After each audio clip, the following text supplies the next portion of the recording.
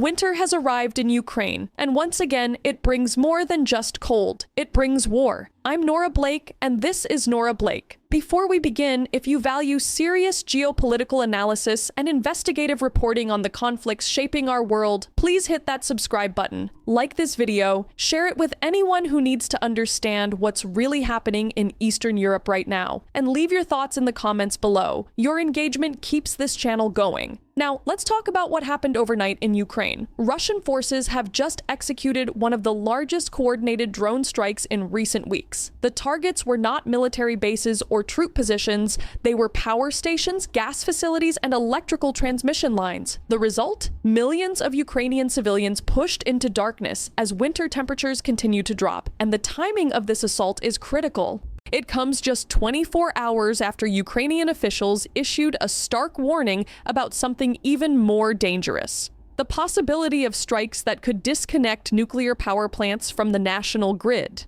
The attack began under cover of darkness. Russian drones started crossing into Ukrainian airspace in waves. By the time morning came, Ukrainian defense officials had confirmed the full scale of the operation. 145 drones had been launched toward targets across the country. Ukrainian air defense systems managed to intercept the majority of them, but not all. And the ones that got through were enough to cripple electrical infrastructure across 5 separate regions: Sumy in the northeast, Odessa on the Black Sea coast, Dnipropetrovsk in the central east, Kharkiv near the Russian border, and Chernihiv in the north. Entire districts in these regions went completely dark. Energy officials immediately confirmed emergency power outages as repair crews prepared to respond. But even getting to the damaged sites became a challenge. Security clearances were required before workers could approach areas that had just been under attack. The risk of secondary strikes or unexploded ordnance made every repair mission a calculated risk. In Odessa, the damage was particularly severe. Both gas and electricity infrastructure suffered direct hits from incoming drones. At least one civilian was injured in the strikes. DTEK, Ukraine's largest private energy company, reported that one of its key facilities had been substantially damaged. The result of that single strike was immediate. Power was cut to more than 30,000 households in the region. Families woke up to cold homes with no heating and no electricity. In the northern region of Chernihiv, the assault was just as devastating. 5 major energy facilities were struck in coordinated attacks. The blackouts that followed left tens of thousands of people without power. And this is happening as temperatures across Ukraine remain well below freezing. In Kharkiv, Ukraine's second largest city, missiles joined the drone swarm. They damaged critical infrastructure in a city that has already endured months of relentless bombardment. Kharkiv sits close to the Russian border. It has been a primary target since the earliest days of the full-scale invasion, and now, nearly 3 years later, it continues to absorb punishment. This is not a random campaign. What we are witnessing is a deliberate, systematic strategy by Moscow to destroy Ukraine's energy infrastructure during the coldest months of the year. The targets are clear: electricity generation plants, high-voltage transmission lines, gas production and distribution facilities. And the timing is no accident. Russia knows that repairs take longer in freezing weather. Technicians work slower. Equipment fails more often. Supply lines are harder to maintain. Every strike in winter has a multiplied effect. The damage lasts longer. The suffering is deeper. And the pressure on Ukraine's national grid becomes unbearable. In some areas of the country, blackouts now stretch beyond 16 hours a day. Energy executives and government officials have been clear about Moscow's objective. This is not about military advantage in the traditional sense. It is about forcing Ukrainian civilians into unlivable conditions, straining the electrical grid to the point of collapse, and triggering a humanitarian crisis that could force Ukraine's hand at the negotiating table. The assault on Ukraine's power grid comes at a moment of heightened concern about the country's nuclear infrastructure. Just one day before the drone swarm, Ukrainian military intelligence issued a public warning. They said Russia may be preparing to target electrical substations connected to nuclear power plants. Not the reactors themselves, but the substations. the facilities that keep those reactors connected to the national grid and ensure cooling systems remain operational. If those substations are destroyed, nuclear plants could be severed from external power sources that would force them to rely on backup diesel generators. And while those generators are designed for emergencies, they are not meant to run indefinitely. The risk is not an immediate meltdown, but it is a risk nonetheless, a risk that grows with every hour a plant operates in isolation. Ukrainian officials have made it clear they believe this is part of Russia's escalation strategy. Targeting the energy system is one thing, threatening nuclear safety is another. Ukrainian President Volodymyr Zelenskyy addressed the nation after the strikes. His message was direct.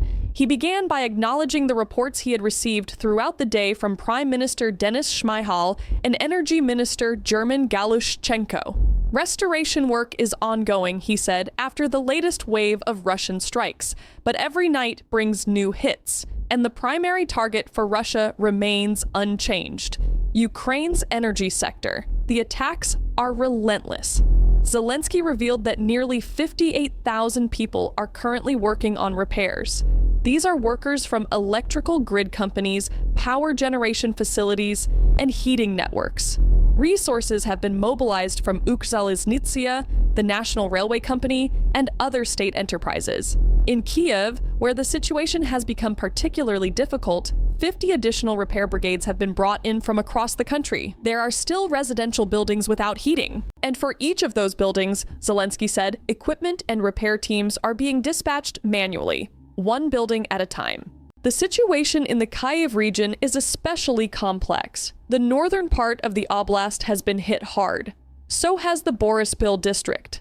And in frontline and border areas, repair work is made even more dangerous by constant shelling and strikes. Kharkiv, Chernihiv, Sumy, Dnipropetrovsk, and Zaporizhzhia. All of these regions face the same challenge: repair crews trying to restore power while under the threat of further attacks. Zelenskyy singled out these regions for special attention. He also noted the extensive work done in Poltava and Odessa to stabilize the energy situation there. He thanked the repair brigades, the energy companies, both state and private, the mayors and local leaders who are working alongside their communities to provide real assistance during this crisis, and he acknowledged the international support Ukraine continues to receive. Agreements are being implemented to increase electricity imports. Partners are delivering the resources, equipment, and machinery that Ukraine desperately needs. Zelenskyy specifically highlighted recent support from Italy. He mentioned conversations with Italian Prime Minister Giorgia Meloni.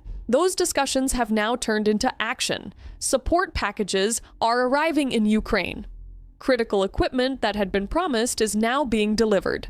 Zelenskyy called these shipments very important, the kind of hardware that can make a tangible difference on the ground. He also praised the team at Naftogaz, Ukraine's state oil and gas company. Throughout the past week, Naftogaz facilities have been hit in multiple regions. The most recent strikes targeted gas extraction sites. That attack happened just yesterday. Zelenskyy emphasized the importance of private Ukrainian companies working in coordination with the government and the state system. This unity, he said, is what adds resilience to the country. Everyone must work together. Everyone must be part of Team Ukraine. That is the only way to withstand this kind of sustained assault. When private industry, state enterprises, and government institutions align, the country becomes harder to break. Zelenskyy then shifted to diplomacy. He provided an update on Ukraine's delegation currently in the United States. Rustem Umerov, Ukraine's defense minister, had been meeting with representatives of President Donald Trump's administration. There have already been several rounds of negotiations. The teams are working. They are drafting documents that, in Zelensky's words, are needed to end the war. He stressed that the Ukrainian delegation is fully informing the American side about what is happening inside Ukraine, especially about the constant Russian strikes on the energy system. This transparency is deliberate. Ukraine wants its partners to understand the nature of the threat, not just in abstract terms, but in concrete, real-time terms. Millions of people sitting in the dark, families without heat in sub-zero temperatures, infrastructure being destroyed faster than it can be rebuilt. These are the realities Ukraine is communicating to Washington. And Zelenskyy made a pointed observation. If Russia truly wanted this war to end, it would focus on diplomacy, not on rocket attacks, not on blackouts, not on attempts to damage Ukraine's nuclear power stations. Zelenskyy revealed that Ukraine possesses intelligence on specific facilities that Russia has been surveilling, reconnaissance for strikes. The data is clear, he said. Everything points to one conclusion. Diplomacy is not a priority for Russia. That must be recognized. And because of that, pressure must continue on the aggressor, on the real cause of this war. And that cause, Zelenskyy stated plainly, is in Moscow. The message was unambiguous. Ukraine is willing to negotiate. It is engaging with international partners. It is preparing documents and frameworks for peace, but Russia's actions on the ground tell a different story. While Kyiv talks, Moscow bombs. While Ukrainian officials sit in meetings with American counterparts, Russian drones cross the border in waves of over 100. This contradiction is not lost on Ukraine's leadership, and it is a contradiction they are making sure the world sees clearly. Peace cannot be negotiated with a party that continues to wage total war on civilian infrastructure. The broader implications of this strategy are becoming clearer with each passing week. Russia is not trying to win a quick military victory in eastern Ukraine anymore. That window, if it ever existed, has closed. Instead, Moscow is settling into a war of attrition, a grinding, long-term effort to exhaust Ukraine's resources, break the will of its population, and force a settlement on terms favorable to the Kremlin. Destroying the power grid is central to this approach. Without electricity, modern life becomes nearly impossible. Hospitals struggle to function, water treatment plants go offline, communication networks fail, industries shut down, even basic heating becomes a luxury. And all of this happens while Ukrainian forces are still fighting on the front lines. The soldiers need support from a functioning state, a functioning economy, a population that can endure. Russia's calculation is simple. If Ukraine's home front collapses, its military front will follow. This is why energy infrastructure has become the most valuable strategic target in the entire conflict. International reactions to the strikes have been consistent but largely symbolic. Western governments have condemned the attacks. Statements have been issued, sanctions have been reaffirmed. Some new military aid packages have been announced. But none of this has stopped the drone swarms. None of it has prevented the blackouts. Ukraine's allies are caught in a difficult position. They want to support Kyiv. They want to see Russia held accountable. But they are also wary of escalation, wary of being drawn deeper into a direct confrontation with a nuclear-armed power. So the support continues, but within limits. Air defense systems are provided, but not in unlimited quantities. Intelligence is shared, but not every request is fulfilled. Financial aid flows, but reconstruction costs far exceed what has been pledged. And while all of this plays out, Ukrainian civilians endure another winter under bombardment. The gap between rhetoric and reality has never been wider. And Kyiv knows it. That is why Zelenskyy's tone has grown sharper. Why his appeals to Western partners now carry an edge of frustration. The humanitarian toll of these energy strikes is difficult to quantify but impossible to ignore. Hospitals are operating on backup generators, surgeries are delayed, medical equipment fails. Elderly patients in care facilities are especially vulnerable. When heating systems go offline in sub-zero weather, the risk of hypothermia becomes real. Schools have been forced to close in some regions. Children are learning in unheated classrooms or not learning at all. Water supplies are disrupted when pumping stations lose power. In apartment blocks across major cities, families are rationing candles and flashlights. They are charging phones and power banks whenever electricity briefly returns. They are cooking on portable gas stoves in kitchens that should be connected to municipal systems. This is the texture of daily life under infrastructure warfare. It is not spectacular. It does not produce dramatic footage for news broadcasts, but it is corrosive. It wears people down. It creates a baseline of misery that is hard to escape. And that is precisely the point. Russia wants Ukraine to hurt. It wants the cost of resistance to feel unbearable. Despite all of this, Ukraine has not collapsed. Its grid has been battered but not broken. Repair crews continue working under fire. International partners continue delivering equipment. The government continues coordinating a national response, and the population continues enduring. There is resilience here that Moscow did not anticipate, a refusal to surrender that has outlasted every prediction. But resilience has limits, and those limits are being tested every single night. The question now is not whether Ukraine can survive one more winter. It is whether the international community will provide the support necessary to ensure Ukraine does not have to face another winter like this. Air defense systems that can intercept entire drone swarms. Energy equipment that can be deployed faster than Russia can destroy it. Diplomatic pressure that actually changes Moscow's behavior. These are not abstract goals. They are concrete requirements for Ukraine's survival.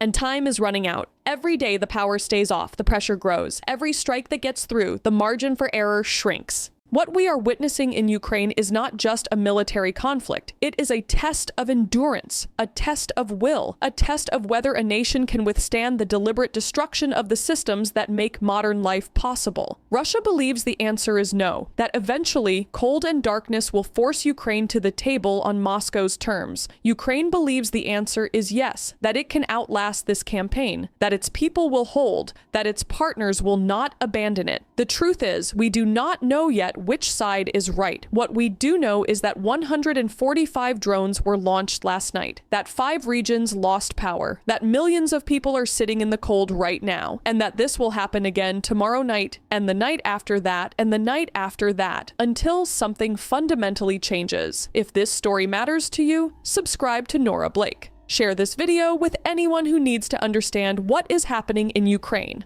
And leave a comment below with your thoughts. Because this war is not over, and the world is still deciding how much it is willing to do to end it. The drones will come again tonight. The only question is whether anyone will be there to stop them.